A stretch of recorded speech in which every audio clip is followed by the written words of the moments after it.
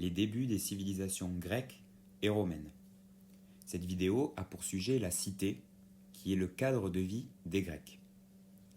Au 8e siècle avant notre ère, soit vers -700, la Grèce connaît une période de développement.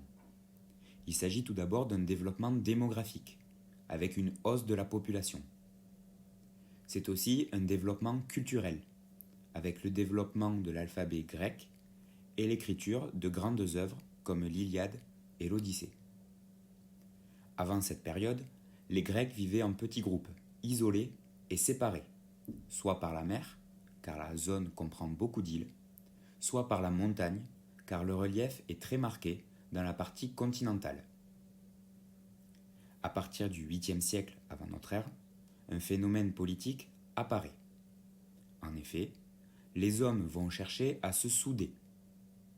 Plusieurs villages et les campagnes environnantes s'associent pour former une cité, ou en grec, une polis.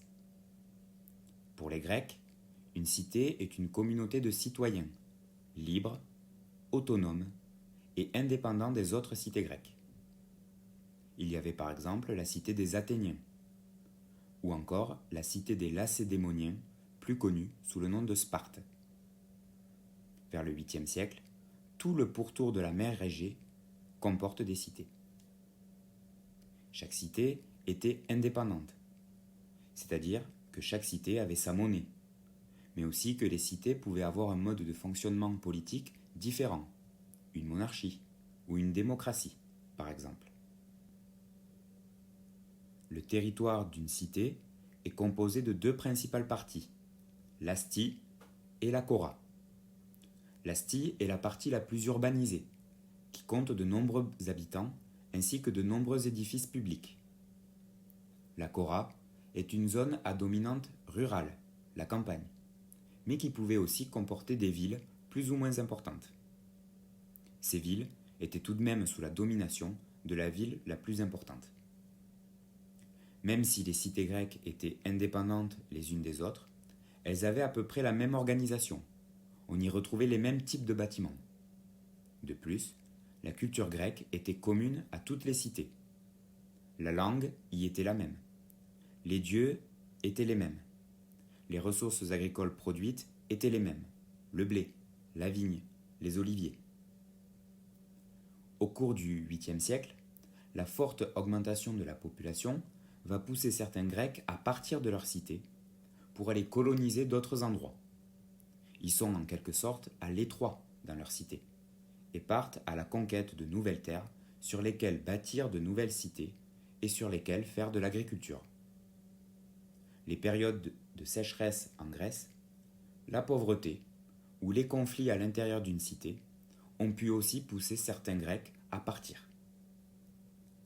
Dans un premier temps, les Grecs se dirigent vers l'Italie et y créent des colonies dans le sud et sur l'île de la Sicile. On peut citer la colonie de Syracuse, créée par des habitants de la cité de Corinthe. On peut citer aussi la colonie de Sélinonte, fondée par des habitants de la cité de Mégare. Ou encore la colonie de Poseidonia, créée par des Grecs qui avaient déjà fondé des premières colonies dans le sud de l'Italie. Puis, les Grecs colonisent d'autres régions. Le nord de l'actuelle Libye, en Afrique, qui était appelée à l'époque Cyrénaïque. Ou encore les rives de la mer Noire, que tu vois sur cette carte. À partir du 6e siècle, avant notre ère, des Grecs de la cité de Phocée, qu'on appelait les Phocéens, partent de leur île et fondent de nombreuses colonies dans le sud de l'actuelle France, près des côtes de la Méditerranée. La première cité que les Phocéens créent est la cité de Massalia, qui est aujourd'hui Marseille, vers -600 avant notre ère. Puis vinrent les cités de Nicaïa et Antipolis, plus connues respectivement sous le nom de Nice et Antibes. Plus tard, la colonisation grecque et la diffusion de la culture grecque continuent, notamment avec Alexandre le Grand, qui crée de nombreuses cités en Égypte, comme Alexandrie, ainsi qu'en Asie. Toutes ces cités grecques étaient rivales et se faisaient souvent la guerre. Ces guerres étaient souvent liées à la volonté de s'étendre et d'étendre les terres agricoles de la cité. Les guerres pouvaient aussi être liées à la question du commerce.